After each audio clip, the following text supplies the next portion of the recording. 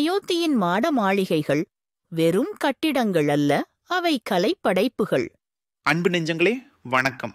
நேற்று நம்ம பார்த்த பாடல்ல அயோத்தியோட கொடிகள் எப்படி வானத்து நிலவையே தொட்டு உரசி தேய்க்கிற அளவுக்கு உயர்ந்து நிக்குதுன்னு பார்த்தோம். அடேங்கப்பா, அவ்வளவு உயரமான கொடிகள் இருக்கிற அந்த நகரத்தோட தரை எப்படி இருக்கும்? அங்க இருக்கிற மாட மாளிகைகள், மண்டபங்கள் எல்லாம் எப்படி இருக்கும்? அட, வெறும் கட்டிடங்களா இருக்குமா? இல்ல, கம்பர் அங்கேயும் ஒரு மாயாஜாலத்தை காட்டுறாரு பாருங்க. பொன்தினி மண்டபம் அல்ல, பூத்தொடர். மன்றுகள் அல்லன மாட மாளிகை. குன்றுகள் அல்லன மணிசை குட்டிமம். முன்றில்கள் அல்லன முத்தின் பந்தரே. பொன் திணி மண்டபம் அல்ல, பூத்தொடர் மன்றுகள். முதல்ல கம்பர் சொல்றாரு, அங்க வெறும் பொன்னாலேயே நிறைஞ்ச மண்டபங்கள் மட்டும் இல்லையாம். பொன்னால கட்டி பொன்னை இழைச்சு செஞ்ச மண்டபங்கள் இருக்கு. ஆனா அது மட்டும் இல்ல, அதை தாண்டி பூக்களாலேயே தொடுக்கப்பட்ட, மலர்களாலேயே அலங்கரிக்கப்பட்ட அழகான பொது மன்றங்களும் பூத்தொடர் மன்றுகள் அங்க இருக்குதாம். பாருங்க, வெறும் செல்வம் மட்டும் இல்ல, இயற்கையோட அழகும் சேர்ந்திருக்கு அந்த நகரத்துல. அல்லன்னு சொல்றது, அது இல்ல அன்னு இல்ல, அது மட்டும் இல்ல இதுவும் இருக்குன்னு சொல்றதுக்கு இது கம்பரோட அழகு, அல்லன மாட மாளிகை. சரி, இந்த மாதிரி பொது மன்றங்கள் மட்டும்தான் இருக்கா? இல்லையாம். அது மட்டும் இல்லாம அடுக்கடுக்கான மாட மாளிகைகள், அதாவது மேல்தளங்களோடு கூடிய பெரிய பெரிய அரண்மனைகள், மாட மாளிகை அங்க நிறைஞ்சிருக்குதாம். அப்போ பொதுமக்களுக்கான இடங்களும் இருக்கு. அதே சமயம் அரசர்களுக்கும் செல்வந்தர்களுக்கும் உரிய வானுயர்ந்த மாளிகைகளும் இருக்கு. எவ்வளவு ஒரு நேர்த்தியான வர்ணனை! குன்றுகள் அல்லன்ன மணிசை குட்டிமம். அடுத்ததா, அந்த மாளிகைகளுக்கு முன்னாடி என்ன இருக்கு? சில மாளிகைகள் முன்னாடி அழகுக்காக சின்னதா மலை மாதிரி செய்கின்றுகள் கட்டி வச்சிருப்பாங்க. ஆனா அங்க அது மட்டும் இல்லையாம். அந்த மாதிரி செயற்கை குன்றுகளோடு சேர்த்து விலை மதிப்பில்லாத இரத்தின கற்களை பதிச்சு செஞ்ச முற்றங்கள், மணிசை குட்டிமம் இருக்குதாம். கற்பனை பண்ணி பாருங்க, தரை முழுக்க மாணிக்கம், வைரம், மரகதம்னு பதிச்சு வச்சிருந்தா எப்படி இருக்கும்? அந்த இடமே ஒளி வீசுமே. குட்டிமம்னா அழகாக தளம் அமைக்கப்பட்ட முற்றம். முன்றில்கள் அல்லன முத்தின் பந்தரே. கடைசியா அந்த வீட்டு முற்றங்கள், முன்றில்கள் எப்படி இருக்கு? அது சாதாரண முற்றங்கள் இல்லையாம். முற்றங்களுக்கு மேல வெயில் படாம இருக்க பந்தல் போடுவாங்க இல்லையா? அங்க முத்துக்களாலேயே ஆன பந்தல்கள், முத்தின் பந்தர் போட்டிருக்குதாம். அடடா, என்ன ஒரு கற்பனை! என்ன ஒரு செல்வம்! என்ன ஒரு அழகு! தங்கம், பூக்கள், மாளிகைகள், ரத்தினங்கள், முத்துக்கள். அயோத்தியில வெற்றிடமே இல்ல போல. எல்லா இடமும் அழகும் செல்வமும் நிறைஞ்சு வழியுதுன்னு கம்பர் காட்டுறாரு. கம்பர் ஒவ்வொரு அடியிலையும் இது மட்டும் இல்ல, அதுவும் இருக்குன்னு சொல்லி அயோத்தியோட பிரம்மாண்டத்தை இன்னும் அதிகமாக்கிட்டே போறாரு. வெறும் தங்க நகரம்னு சொல்லாம பூக்களும் ரத்தினங்களும் முத்துக்களும் கலந்த ஒரு கனவுலகமா அயோத்தியை நம்ம கண் முன்னாடி கொண்டு வந்து நிறுத்துறாரு. இது வெறும் வர்ணனை இல்லைங்க, இது ஒரு அனுபவம். கம்பர் நம்ம கையை பிடிச்சு அயோத்தியோட வீதிகளுக்குள்ள கூட்டிட்டு போய் ஒவ்வொரு இடமா சுத்தி காட்டுற மாதிரி இருக்கு. அந்த நகரத்தோட செல்வச் செழிப்பை, கலை நயத்தை, அழகை இதைவிட சிறப்பா யாராவது சொல்ல முடியுமா? நினைத்து பாருங்கள், அந்த முத்து பந்தலின் கீழே நின்றால் எப்படி இருக்கும்? அந்த மணி பதித்த தரையில் நடந்தால் எப்படி இருக்கும்? கம்பர் நம்மை அந்த உலகத்திற்கே அழைத்து சென்று விடுகிறார் அல்லவா? அதுதான் அவருடைய கவித்திறன்.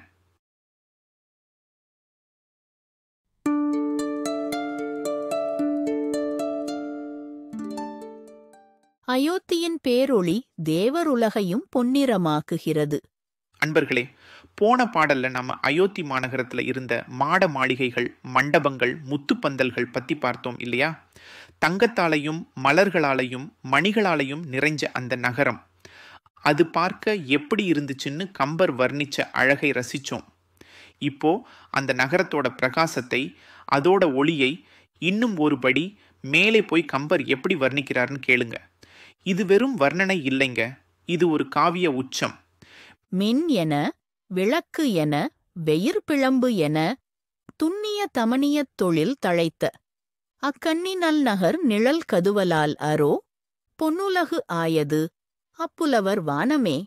மின் என, விளக்கு என, வெயிற் பிழம்பு என அந்த அயோத்தி மாநகரத்திலிருந்து வர்ற ஒளி எப்படி இருந்துச்சாம்? பளிச்சுன்னு அடிக்கிற மின்னலை போலவாம். அட, அது மட்டும் இல்ல, வரிசை வரிசையா ஏற்றி வச்ச எண்ணற்ற விளக்குகளோட ஒளி வெள்ளம் போலவாம். இன்னும் கேளுங்க, பட்டப்பகல்ல சுட்டெரிக்கிற சூரியனோட ஒளிக்கற்றை மொத்தமா திரண்டு வந்தா எப்படி இருக்குமோ அப்படி ஒரு பிரகாசமாம். ஆஹா, கம்பர் வார்த்தையில வர்ணிக்கிற அந்த ஒளிய மனசுல கற்பனை பண்ணி பாருங்க. மின்னல், விளக்கு, சூரியன் மூணோட ஒளியும் ஒன்னா சேர்ந்தா எப்படி இருக்கும்? துண்ணிய தமணிய தொழில் தழைத்த இந்த ஒளி எங்கிருந்து வருது? சும்மா சாதாரண கட்டிடங்கள்ல இருந்தா வருது? இல்லையே. தமணியம்னா தங்கம், வெறும் தங்கம் இல்லை, துண்ணிய தமணிய தொழில் தழைத்த, அதாவது மிக மிக நேர்த்தியான பொன் வேலைப்பாடுகளால் நெருக்கமாக செழிப்பாக அமைக்கப்பட்ட மாளிகைகள், மண்டபங்கள். அந்த பொன்னாலான கட்டிடங்களில் இருந்துதான் இப்படிப்பட்ட பேரொளி புறப்படுது. கலையும் செல்வமும் செழித்த நகரம் அது.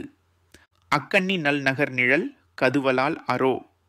கண்ணி நல் நகர் எப்போதுமே புது பொலிவோட அழிவில்லாம மங்களமா இருக்கிற அந்த அழகிய அயோத்தி நகரம். அந்த நகரத்தோட நிழல், இங்க நிழல்னா நாம நினைக்கிற இருட்டான நிழல் இல்லைங்க. அந்த நகரத்தோட பிரகாசம், அதோட ஒளி வீச்சு, அதோட பிரதிபலிப்பு, அது போய் படுறதுனால கதுவலால் எங்க படுது தெரியுமா? பொன்னுலகு ஆயது அப்புலவர் வானமே. அங்க மேலே இருக்கிற தேவர்கள் வாழ்கின்ற உலகம், அந்த புலவர்கள் வாழும் வானம் இருக்கே, அதுவே பொன்னுலகமா மாறிடுச்சாம். என்ன ஒரு கற்பனை பாருங்க.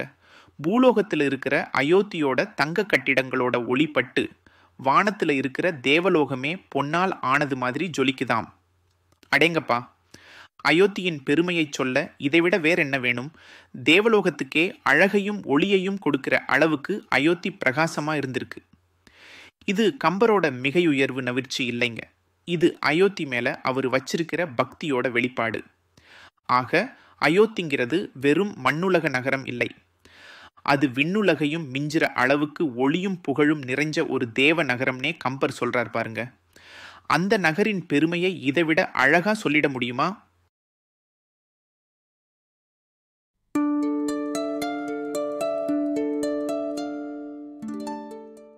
சூரியனின் ஒளிக்கே அயோத்திதான் காரணமா? கம்பரின் கற்பனையில் காணுங்கள். நண்பர்களே வணக்கம். போன பாடல்ல நம்ம அயோத்தி நகரத்தோட ஒளி தேவலோகத்தையே பொன்னுலகமா மாத்துச்சுன்னு பார்த்தோம். அடேயப்பா, என்ன ஒரு வர்ணனை! ஆனா கம்பர் அதோட நிறுத்தல. இப்போ அந்த நகரத்தோட பிரகாசத்தை இன்னும் ஒரு படி மேலே கொண்டு போய் வானத்துல வலம் வர்ற சூரியனே அந்த நகரத்தோட நிழல் தானோன்னு ஒரு கேள்வியை நம்ம மனசுல விதைக்கிறார். இது எப்படி சாத்தியம்? வாங்க, கம்பரோட கற்பனை உலகத்துக்குள்ள பயணிப்போம். எழும் இடத்து அகன்று இடை ஒன்றி எல் படு பொழுதிடை போதலின் புரிசை பொன்னகர் அழல்மணி திருத்திய அயோத்தியாளுடைய நிழல் எனப் பொலியுமால் நேமிவான் சுடர். கவிஞர் கேட்கிறார், சூரியன் இருக்கானே நேமிவான் சுடர், அந்த வட்ட வடிவமா வானத்துல ஒளிரும் கதிரவன் அவன் எப்படி இயங்குறான் பாருங்க. எழும் இடத்து அகன்று காலையில உதிக்கிறப்போ மெதுவா மெல்ல தன் கதிர்களை விரிக்கிறான். ஒளி கொஞ்சம் கொஞ்சமா பரவுது. இடை ஒன்றி அப்புறம் நடுப்பகல்ல ஓங்கி ஒளி கூடி உச்சியில பிரகாசமா நிற்கிறான். எல் படு பொழுதிடை போதலின் அப்புறம் மாலையாகும்போது பொழுது சாயுற நேரத்துல மெல்ல மெல்ல ஒளி குறைஞ்சு மறைஞ்சு போயிடுறான். இது சூரியனோட இயல்பு தானே. இதுல என்ன புதுமைன்னு நீங்க நினைக்கலாம். ஆனா இங்கதான் கம்பன் தன் கவித்துவ முத்திரையை பதிக்கிறான். இந்த சூரியனோட ஒளி ஏன் இப்படி ஏறி இறங்குது தெரியுமா? அதுக்கு காரணம் புரிசை பொன் நகர் வட்டமான உயர்ந்த மதில்களை கொண்ட பொன்னாலேயே ஆன அந்த அயோத்தி மாநகரம்தான். அதுவும் சாதாரண பொன் நகரமா? இல்லை. அழல்மணி திருத்திய அயோத்தியாளுடைய நெருப்பை போல ஜொலிக்கிற செம்மாணிக்க கற்களை வரிசை வரிசையா பதிச்சு அழகுபடுத்தப்பட்ட அந்த அயோத்தி மாநகரத்தோட நிழல் என பொலியுமால் நேமிவான் சுடர், அந்த மாணிக்கம் பதிச்ச பொன் நகரமான அயோத்தியோட நிழலை போலத்தானாம் அந்த சூரியன் பிரகாசிக்கிறான். அடேங்கப்பா, என்ன ஒரு கற்பனை! அதாவது அயோத்தி மாநகரம் காலையில மெல்ல கண் விழிக்கும் போது அதோட ஒளிப்பட்டு சூரியன் மெல்ல உதிக்கிறானாம். அயோத்தி தன் முழு பிரகாசத்தோட நண்பகல்ல ஜொலிக்கும் போது அதோட நிழலான சூரியனும் உச்சக்கட்ட ஒளியோட பிரகாசிக்கிறானாம். மாலையில அயோத்தி மெல்ல ஓய்வெடுக்க தயாராகும் போது அதோட நிழலான சூரியனும் மெல்ல மறைஞ்சு போறானாம். சூரியனுக்குன்னு தனி ஒளி இல்லையாம். அவனோட உதயமும் உச்சமும் அஸ்தமனமும் கூட அயோத்தியோட ஒளியை சார்ந்துதான் இருக்குன்னு கம்பர் சொல்றாரு. சூரியனுக்கே ஒளி கொடுக்கும் அளவுக்கு அயோத்தியின் பிரதாபம் இருந்திருக்குன்ற எவ்வளவு அழகா சொல்றாரு பாருங்க. சூரியனோட இயல்பான பயணத்தை அயோத்தியோட பெருமைக்கு காரணமாக்கிட்டார் கம்பர். ஆக போன பாட்டுல தேவலோகத்துக்கு ஒளி கொடுத்த அயோத்தி இப்போ சூரியனுக்கே ஒளி கொடுக்கிறதா கம்பர் வர்ணிக்கும் போது அந்த நகரத்தோட பிரம்மாண்டமும் கம்பரோட நிகரற்ற கற்பனை திறனும் நம்ம மெய்சில் இருக்க வைக்குது இல்லையா? இப்படி ஒரு நகரத்தை, இப்படி ஒரு கவிஞனை பெற்றது தமிழ் மொழியோட பாக்கியம்.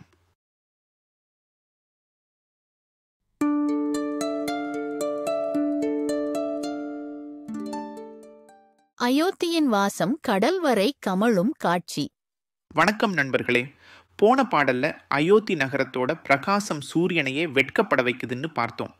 இப்போ அந்த நகரத்தோட செழுமையையும் அங்க வாழ்ந்த மக்களோட நளினத்தையும் இன்னொரு கோணத்துல காட்டப் போறார் கம்பர். வெறும் ஒளி மட்டும் இல்ல, அந்த நகரத்தோட வாசனையே பிரபஞ்சத்தோட கலக்குதாம். எப்படின்னு கேக்குறீங்களா?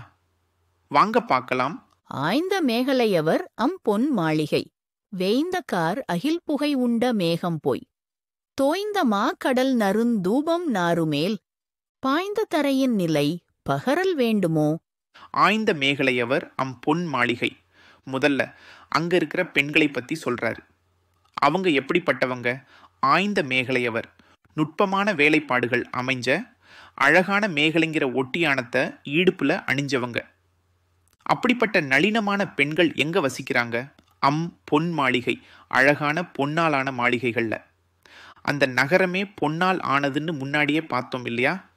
இங்க அந்த பொன் மாளிகைகள்ல வசிக்கிற பெண்களோட நேர்த்திய சொல்றாரு. வேய்ந்த கார் அகில் புகை உண்ட மேகம் போய். அப்படிப்பட்ட பெண்கள் தங்களோட கூந்தலுக்கு மனம் ஊட்டுவதற்காக கரிய அகில் கட்டைகளை புகைக்கிறாங்க. கார் அகில் புகை, அந்த அடர்த்தியான கரிய அகில் புகை மாளிகைகள்லிருந்து அப்படியே மேலே எழும்புது. அந்த புகையை யார் குடிக்கிறாங்களாம்? உண்ட மேகம், வானத்துல மிதந்து வர்ற மேகங்கள் அந்த அகில் புகையை அப்படியே உள்ளிழுத்துக்குதாம். என்ன ஒரு கற்பனை பாருங்க. மாளிகையோட புகையை மேகம் குடிக்குதுன்னு சொல்றது எவ்வளவு அழகா இருக்கு. தோய்ந்த மா கடல் நறுந் தூபம் நாருமேல். சரி, அகில் புகையை குடிச்ச அந்த மேகங்கள் சும்மா இருக்குமா? போய் அப்படியே நகர்ந்து போய் தோய்ந்த மா கடல், பறந்து விரிஞ்ச பெரிய கடல்ல போய் படியுதாம், அதுல போய் தோயுதாம். அப்படி அந்த மேகம் கடலோட கலந்ததுனால என்ன ஆச்சாம்? அந்த பெரிய கடலே நறுந்தூபம் நாரும் அந்த அகில் புகையோட நறுமணம் வீச ஆரம்பிச்சிடுச்சாம். அடேங்கப்பா! நகரத்து மாளிகையில போட்ட அகில் புகை மேகத்துல ஏறி கடலையே மணக்க வைக்குதுன்னு சொல்றார் கம்பர். அயோத்தியோட செல்வாக்கும் செழுமையும் எவ்வளவு தூரம் பரவி இருக்கு பாருங்க. பாய்ந்த தரையின் நிலை பகரல் வேண்டுமோ. இப்போ கம்பர் ஒரு கேள்வி கேட்கிறாரு.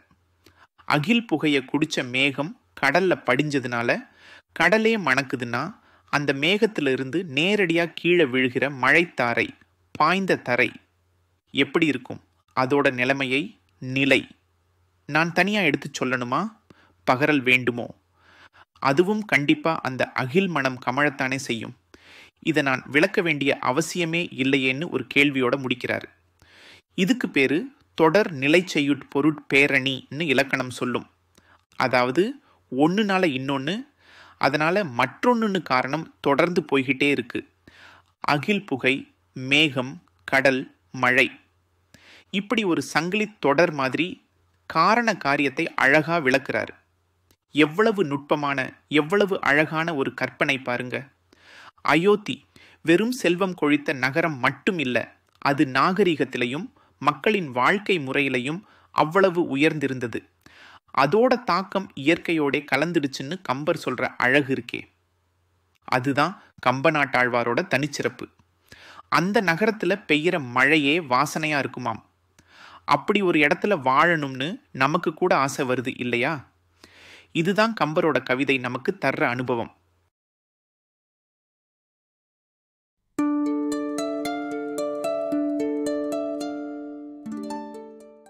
அயோத்தியின் தெருக்களில் தவழ்ந்த இன்னிசையை கேட்போமா?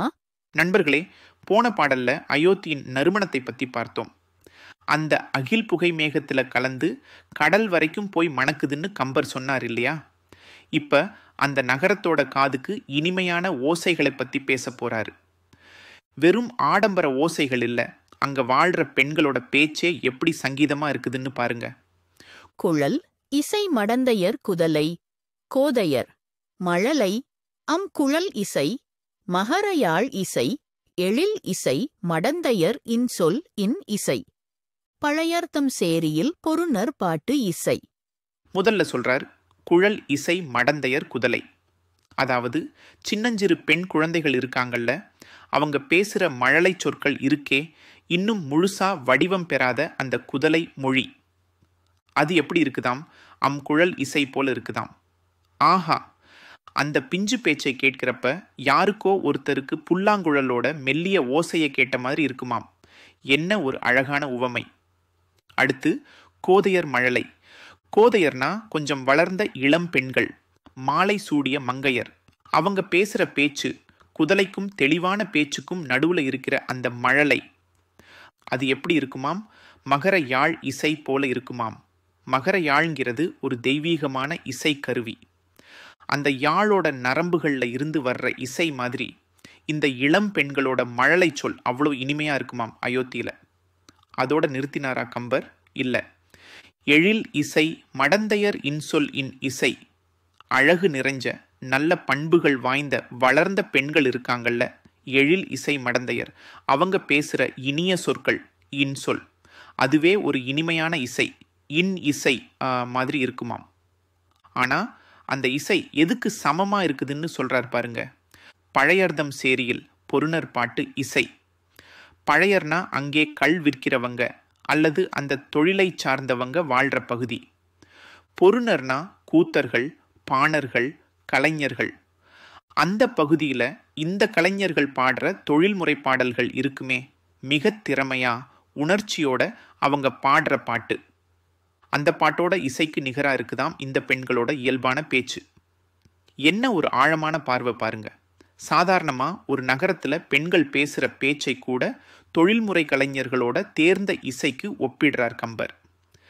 அயோத்தியில இயல்பான வாழ்க்கையே ஒரு கலையா, ஒரு சங்கீதமா இருந்திருக்குன்னு சொல்றாரு. சின்ன குழந்தையின் குதலை புல்லாங்குழல் போலவும், இளம் பெண்ணின் மழலை மகர யாழ் போலவும், அனுபவம் வாய்ந்த பெண்ணின் இன்சொல் தேர்ந்த கலைஞனின் பாட்டு போலவும் ஒலிக்கிற ஒரு நகரம். அதுதான் கம்பரின் அயோத்தி. இந்த வரிகள் மூலமா கம்பர் வெறும் சொற்களை கோக்கல, அயோத்தியின் உயிருள்ள ஓசைகளை நம்ம காதுகளுக்கு கொண்டு வந்து சேர்க்கிறார். ஒவ்வொரு பேச்சும் அங்கே ஒரு சங்கீதம்தான்.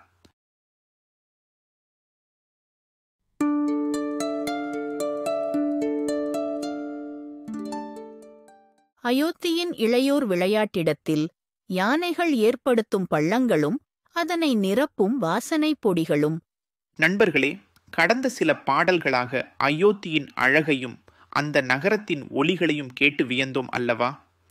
அங்கே கேட்கும் மழலை குரல்களும் யாழிசையும் வண்டுகளின் ரீங்காரமும் நம் மனதை மயக்கியது.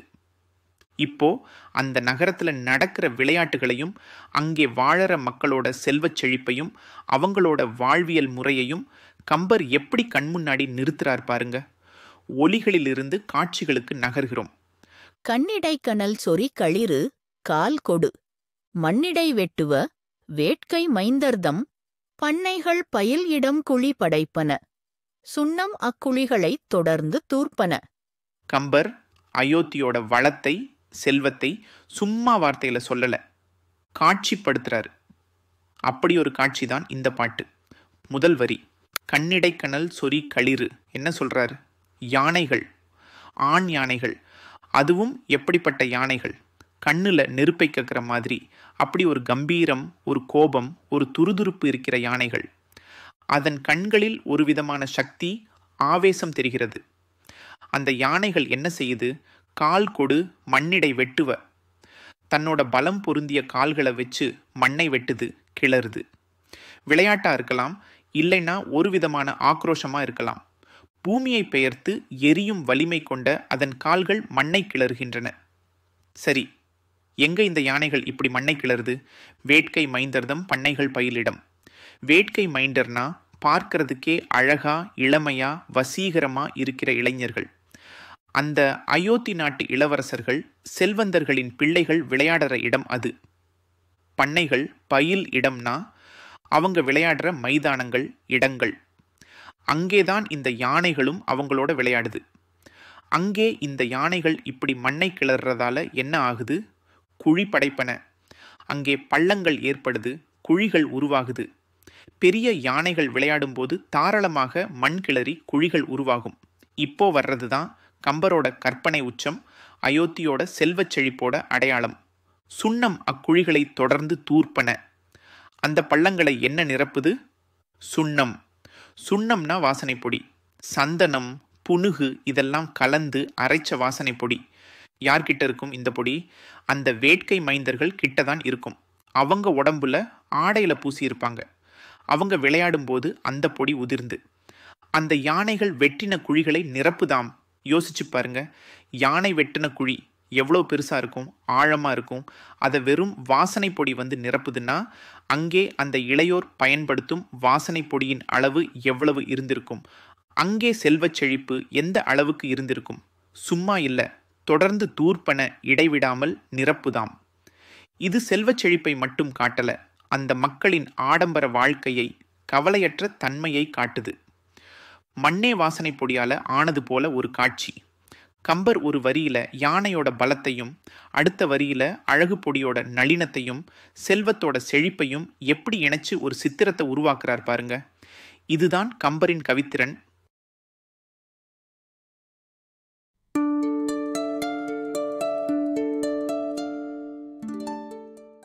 அயோத்தியின் செல்வச் செழிப்பில் பந்தாடும் பெண்களின் அணிகலன்களில் இருந்து சிதறும் முத்துக்களின் ஒளி நிலவின் ஒளியையும் மிஞ்சுகிறது.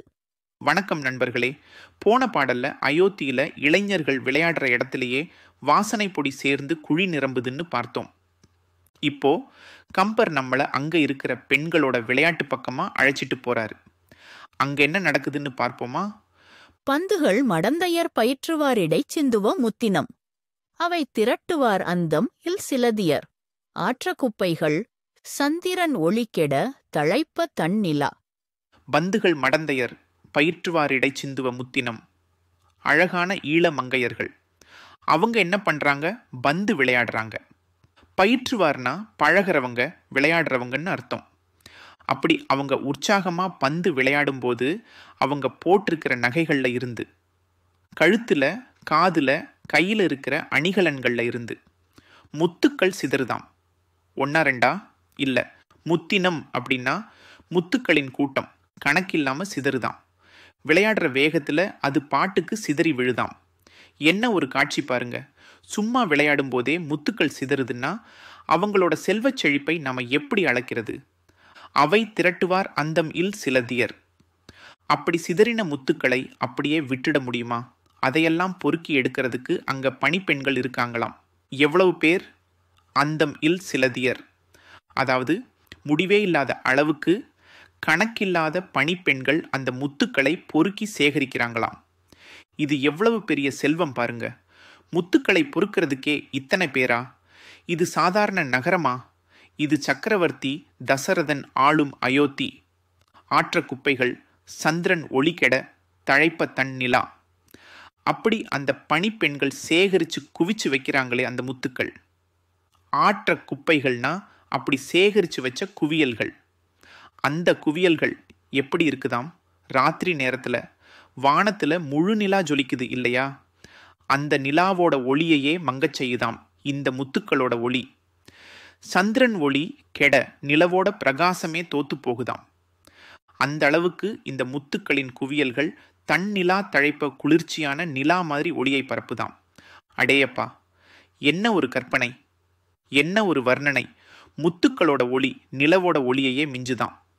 இது வெறும் வர்ணனை இல்லை, அயோத்தியோட செல்வச் செழிப்பை, அவங்களோட வாழ்க்கை தரத்தை கம்பர் நமக்கு இப்படி படம் பிடிச்சிறார். ஆக பெண்கள் விளையாடும் இடத்தில் சிதறும் முத்துக்களே நிலவின் ஒளியை தோற்கடிக்கும் என்றால் அந்த அயோத்தி மாநகரின் செல்வத்தையும் அழகையும் புகழையும் நாம் எப்படி வார்த்தைகளால் சொல்வது?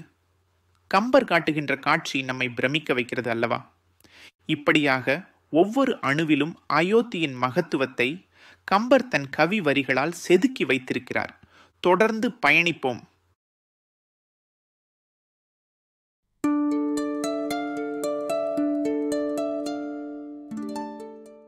அயோத்தியின் நடன அரங்குகளிலே பெண்களின் அழகும் பார்வையும் ஆண்களின் இதயங்களில் நிகழ்த்தும் ஜாலம். வணக்கம் நண்பர்களே. அயோத்தியின் அழகை, அதன் செல்வச் செழிப்பை, மக்களின் இன்பமான வாழ்க்கையை கம்பர் எவ்வளவு அற்புதமாக பாடிக்கொண்டிருக்கிறார்னு பார்த்துக்கிட்டு இருக்கோம். போன பாட்டுல பெண்கள் பந்தாடும் போது அவங்க நகைகள்ல இருந்து சிதறும் முத்துக்கள் எப்படி நிலவொளியையும் மிஞ்சி போகுதுன்னு பார்த்தோம். இப்போ அதே அயோத்தியில இருக்கிற இன்னொரு காட்சியை பார்க்க போறோம். அது என்ன தெரியுமா? நடன அரங்குகள். அந்த நடன அரங்குகள்ல பெண்கள் நடனமாடும்போது அதை பார்க்கிற ஆண்களோட மனசுல என்னென்ன மாற்றங்கள் ஏற்படுதுங்கிறதை கம்பர் எப்படி வர்ணிக்கிறார் பாருங்க. இது வெறும் நடனம் இல்லை, இது மனசுக்குள்ள நடக்கிற ஒரு போர். அரங்கிடை மடந்தையர் ஆடுவார். அவர் கருங்கடைக்கண் அயில் காமர் நெஞ்சினை உருங்குவ மற்று அவர் உயிர்கள் அன்னவர் மருங்குல் போல் தேவன வளர்வது ஆசையே. பாருங்க, ஆரம்பிக்கிறார் கம்பர். அரங்கிடை மடந்தையர் ஆடுவார். அரங்குகள்ல, நடன மேடைகள்ல அழகான இளம் பெண்கள் ஆடிட்டு இருக்காங்க. இசைக்கு ஏத்த மாதிரி, தாளத்துக்கு ஏத்த மாதிரி அவங்களோட கால்கள் தரையில தட்டிக்கிட்டு இருக்கு. அவங்களோட கைகள் அபிநயம் பிடிக்குது. பார்க்கவே ஒரு பரவசமான காட்சி. அவர் கருங்கடைக்கண் அயில் காமர் நெஞ்சினை. அப்படி ஆடிக்கிட்டு இருக்கிற அந்த பெண்களோட, அவங்களோட கவனமா கேளுங்க. கருங்கடைக்கண், கருமையான கடைக்கண்கள். அந்த பார்வை இருக்கே, அது எப்படி இருக்குதாம்? அயில் மாதிரி இருக்குதாம். அயில்னா என்ன? கூர்மையான வேல். அப்போ அந்த பெண்களோட கடைக்கண் பார்வை கூர்மையான வேல் மாதிரி இருக்குது. அந்த வேல் என்ன செய்யுதாம்? காமர் நெஞ்சினை உருங்குவ, காதல் உணர்வுகள் நிறைந்த அந்த ஆண்களோட நெஞ்சை, மனசை உருங்குவ உருக்குதாம், துளைக்குதாம், கவ்வி பிடிக்குதாம். ஆகா, வெறும் பார்வை இல்லை, அது ஒரு ஆயுதம், இதயத்தை தாக்கிற ஒரு வேல். எவ்வளவு அற்புதமான உவமை பாருங்க. மற்று அவர் உயிர்கள் அன்னவர் மருங்குல் போல் தேவன. அது மட்டும் இல்லையாம், மற்றுனா பின்னரும்னு அர்த்தம். அந்த பெண்களோட பார்வை மனசை உருக்கினதோட நிக்கலையாம். அதை பார்க்கிற ஆண்களோட உயிர்கள், அவங்களோட ஆத்மா, அவங்களோட மன வலிமை, அது எப்படி ஆகுதாம்? ஆண்டவர் மருங்குல் போல் தேவன். ஆண்டவர்னா அந்த பெண்கள். அந்த பெண்களோட மருங்குல் இடுப்பு. பெண்களுக்கு இடுப்பு எப்படி இருக்கும்? ரொம்ப மெலிதா இருக்கும்னு வர்ணிப்பாங்க இல்லையா? அப்போ அந்த ஆண்களோட உயிர் அந்த பெண்களோட மெலிந்த இடுப்பை போலவே தேய்ந்து போகுதாம், மெலிஞ்சு போகுதாம். அடடா, என்ன ஒரு கற்பனை! அவங்களோட அழகுல, அவங்களோட பார்வையில ஆண்கள் அப்படியே உருகி தங்களையே இழந்து அவங்களோட உயிர் அந்த பெண்களோட மெலிந்த இடுப்பை போல மெலிஞ்சு போகுதாம். வளர்வது ஆசையே. இப்படியெல்லாம் தேய்ந்து போனாலும் ஒன்னே ஒன்று மட்டும் வளருதாம். அது என்ன தெரியுமா? ஆசையே. அவங்க மேலே வர்ற மோகம், அவங்க மேலே வர்ற காதல், அந்த பெண்களை பார்க்கணுங்கிற துடிப்பு, இது மட்டும் குறையாம வளர்ந்துகிட்டே போகுதாம். எப்படி இருக்குது கம்பர் வர்ணனை? பார்வை வேலா இருக்குது, மனம் உழுகுது, உயிர் மெலிஞ்சு போகுது, ஆனா ஆசை மட்டும் வளர்ந்துகிட்டே இருக்கு. ஒரு நடன காட்சியை பார்க்கிற ஆண்களோட மனசுல நடக்கிற இந்த உணர்ச்சி போராட்டத்தை, இந்த உளவியலை கம்பர் வெறும் 4 வரியில இப்படிப்பட்ட அற்புதமான உவமைகளோட சொல்லிட்டார் பாருங்க. இதுதான் கம்பரோட தனித்தன்மை. அழகுல மெய் மறந்து தங்களையே இழந்து ஆசையில மூழ்கி போற அந்த மனநிலையை அப்படியே கண் முன்னாடி நிறுத்துறாரு பாருங்க. ஒரு நகரத்தோட அழகை வர்ணிக்கும் போது அங்க இருக்கிற கட்டிடங்களை, செல்வத்தை மட்டும் சொல்லாம அங்க வாழற மக்களோட இன்பமான நேரங்களை, அவங்களோட உணர்வுகளை, அதுவும் இந்த மாதிரி நுட்பமான உணர்வுகளை எல்லாம் சேர்த்து சொல்றது தான் கம்பராமாயணத்தோட சிறப்பு.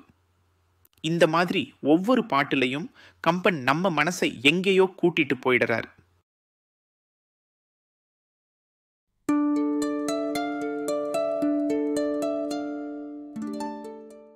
அழகிய சோலைகளின் தேனமுதமும் தென்றலும் பிரிந்த உள்ளங்களுக்கு தீயாய் சுடுகின்றன. வணக்கம் நண்பர்களே. கம்பராமாயணத்தின் அழகிய அயோத்தியா காண்டத்தில் இருக்கும். சென்ற பாடலில் ஆடல் மாதர்களின் அழகும் பார்வையும் கூட ஆண்களின் மனதை எப்படி உருக வைத்தது, உயிரை மெலிய வைத்ததுன்னு பார்த்தோம். இன்பமயமான அயோத்தி நகரின் அழகு அனைவருக்குமே இன்பத்தை தருமா? அங்கே இருப்பவர்களுக்குள் சிலருக்கு அந்த அழகே பெரும் துன்பத்தை தந்தால் எப்படி இருக்கும்? வாங்க, கம்பர் இதை பற்றி கூறும் அடுத்த பாடலை பார்க்கலாம். பொழிவன சோலைகள் புதிய தேன் சில, விளைவன தென்றலும் மிஞிரும் மெல்லென, நுழைவன அன்னவை நுழைய நோவொடு, குழைவன பிரிந்தவர் கொதிக்கும் கொங்கையோ. இந்த அழகு மையமான அயோத்தியிலே இதோ கம்பர் காட்சியை விரிக்கிறார். முதல் வரி, பொழிவன சோலைகள் புதிய தேன் சில. அங்கே சில சோலைகள் இருக்கு. அந்த சோலைகள் என்ன செய்கின்றன? புது புது மலர்களில் இருந்து வடியும் தேனை, அமுதத்தை பொழிகின்றன. கற்பனை செஞ்சு பாருங்க, பூக்கள்ல இருந்து தேன் அப்படியே வழிஞ்சுகிட்டு இருக்கு. அவ்வளவு செழுமை, அவ்வளவு இனிமை. அடுத்த வரி, விழைவன தென்றலும் மிஞிரும் மெல்லென நுழைவன. இந்த இனிமையான தேனை, இந்த செழுமையை யார் விரும்புவார்கள்? இதோ வருகிறது. தென்றல் மெல்ல வரும் காற்று, தெற்கில் இருந்து வரும் இதமான காற்று. அப்புறம் மிஞிருன்னா வண்டுகள். தென்றலும் வண்டும் என்ன செய்கின்றன? அந்த தேனை, அந்த இனிமையை விரும்பி மெல்லென, மெதுவாக, மென்மையாக அந்த சோலைகளுக்குள்ளே நுழைகின்றன. இன்பம் தேடி நுழைகின்றன. இப்படி அந்த சோலைகளுக்குள்ளே தென்றலும் வண்டும் நுழையும் போது. அடுத்த வரி, அன்னவை நுழைய, அப்படி அவை நுழையும் போது என்ன நடக்கிறது? யாருக்கு? பிரிந்தவர் கொதிக்கும் கொங்கை. அங்கே யாரோ பிரிந்திருக்கிறார்கள். தங்கள் அன்பானவர்களை பிரிந்து இருக்கிறார்கள். அவர்களின் கொங்கை மார்புகள் என்ன செய்கின்றன? கொதிக்கிறது, பற்றி எரிகிறது. அந்த கொதிக்கும் மார்புகள் நோவோடு குழைவன. அந்த இனிமையான தென்றல் வந்து படும்போது, அந்த தேனின் வாசம் வரும்போது இவங்களுக்கு அது இன்பமா இருக்கணும் இல்லையா? ஆனா பிரிந்தவர்களுக்கு அது அப்படியே உல்டாவா மாறிடுது. அந்த இன்பமான சூழலே அவங்க மனசுல இருக்கிற பிரிவின் வலியை, அந்த காமத் தீயை இன்னும் அதிகமாக்கிடுது. அதனால அந்த துயரத்தோடு, நோவோடு, வலியோடு குழைவன் அப்படியே குழைந்து போகின்றன, மெலிந்து போகின்றன, வாடி போகின்றன. பாருங்க, கம்பர் எப்படி ஒரு காட்சியை அமைக்கிறார்னு. சோலைகள் தேன் பொழிகிறது, தென்றலும் வண்டும் இன்பமா நுழையுது. இது இயற்கை இன்பமா இருக்கிற காட்சி. ஆனா இதே காட்சியை பார்க்கிற, இதே சூழலில் இருக்கிற பிரிந்த மனங்களுக்கு இதுவே பெரிய தண்டனையா மாறுது. அவங்க மார்புகள் கொதிக்குதாம். அந்த இன்பமான தென்றல் படும்போது அது அப்படியே துவண்டு போகுதாம், மெலிஞ்சு போகுதாம். அழகுன்றது எல்லாருக்கும் ஒரே மாதிரி இன்பம் தராது. மனசு எப்படி இருக்கோ அதுக்கேற்ற மாதிரி தான் அழகோட அனுபவமும் இருக்கும்னு கம்பர் எவ்வளவு அழகா, ஆழமா சொல்லியிருக்கார் பார்த்தீங்களா? ஆஹா, இயற்கையின் இன்பம் கூட பிரிந்தவர்களுக்கு துயரத்தை தரும் என்பதை சில வரிகளில், அழுத்தமான சொற்களில் உணர்த்திவிட்டார் கவி சக்கரவர்த்தி. அடுத்த பாடலில் சந்திப்போம்.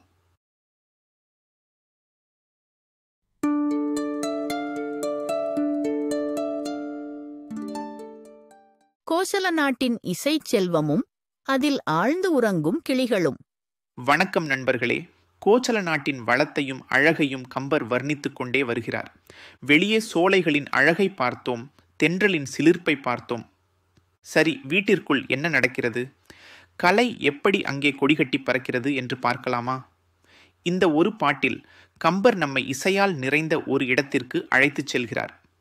அந்த காட்சியின் அழகை பாருங்கள். இறங்குவ மகர யாழ் எடுத்து என் இசை, நிறங்கிளர் பாடலான் நிமிர்வ அவ்வழி, கரங்குவவள் விசி கருவி கண்முகிழ்த்து, உறங்குவ மகளிரோடு ஓதும் கிள்ளையே. இந்த வரிகளை ஒவ்வொன்றாக பார்ப்போம். இறங்குவ மகர யாழ் எடுத்து இன் இசை. முதல் வரியை பாருங்க. இறங்குவ மகர யாழ் எடுத்து இன் இசை. அங்கே மகர யாழ் வாசிக்கிறாங்க. மகர யாழ்னா ஒரு வகையான வீணை மாதிரி கருவி. ரொம்ப இனிமையான சத்தம் வரும் அதிலிருந்து. அந்த இசையை வாசிக்கும்போது ஸ்வரங்கள் இறங்கியும் ஏறியும் ஒலிக்குதாம். இறங்குவனா ஸ்வரம் இறங்குறது, அதாவது ஆரோகணம், நிமிர்வண்ணனாயிடுறது, அதாவது அவரோகணம். ஒரு தேர்ந்த இசைக்கலைஞர் வாசிப்பது போல அந்த யாழில் இருந்து இனிமையான இசை இறங்கி ஒலிக்குதுன்னு சொல்றார் கம்பர். நிறங்கிளர் பாடலான் நிமிர்வ. அந்த யாழிசைக்கு துணையாக நிறங் கிளர் பாடல் ஒலிக்குதாம். நிறம் கிளர் பாடல்னா என்ன? நம்ம மனசுல இருக்கிற உணர்ச்சிகளை, உள்ள கிளர்ச்சிகளை தூண்டும் பாடல்னு அர்த்தம். மனசை உருக்கும், உற்சாகப்படுத்தும், அமைதிப்படுத்தும். இப்படி பல உணர்ச்சி நிறங்களை வெளிப்படுத்தும் பாடல்களை பாடுறாங்க. அந்த பாடல்கள் ஸ்வரம் ஏத்தி நிமிர்ந்து ஒலிக்குதாம். ஆக யாழ் இசையும் உணர்ச்சி மயமான பாடலும் அங்கே சேர்ந்து ஒலிக்குது.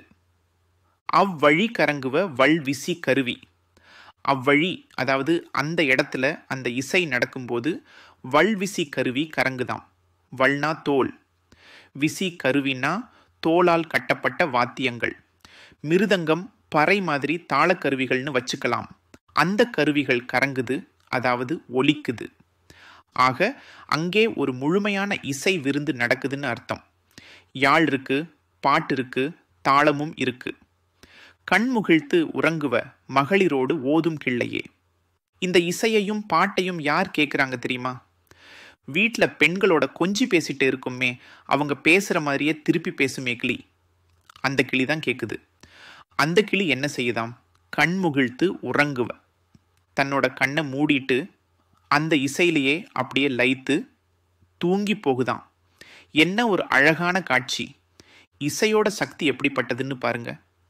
பேசும் கிளி கூட அந்த இசையின் இனிமையில, அமைதியில மயங்கி கண்ணை மூடி தூங்குதுன்னா அந்த கோசல நாட்டின் கலை வளம் எப்படி இருந்திருக்கும்? அங்கே வாழ்ந்த மக்களோட மனசு எவ்வளவு ரசனையா, அமைதியா இருந்திருக்கும். வெறும் இயற்கை வளம் மட்டும் இல்லை, கலை வளமும் கொழிச்சது கோசல நாடுன்னு கம்பர் இந்த ஒரு பாட்டுல ஒரு சின்ன காட்சி மூலமா நமக்கு உணர்த்திடுறார் பாருங்க. ஒரு பறவைகிட்ட இசையோட தாக்கத்தை சொல்றது மூலமா அங்க இருந்த கலை செல்வத்தை எவ்வளவு அழகா உயர்த்தி பிடிச்சிருக்கார் கம்பர். கம்பனின் இந்த ஒரு காட்சி கோசல நாட்டின் அமைதியையும் கலை செழிப்பையும் நம் கண்முன்னே நிறுத்துகிறது. கேட்பவர் மனதை உருக்கும் இசைக்கு பேசும் கிளி கூட மயங்கும் அழகு.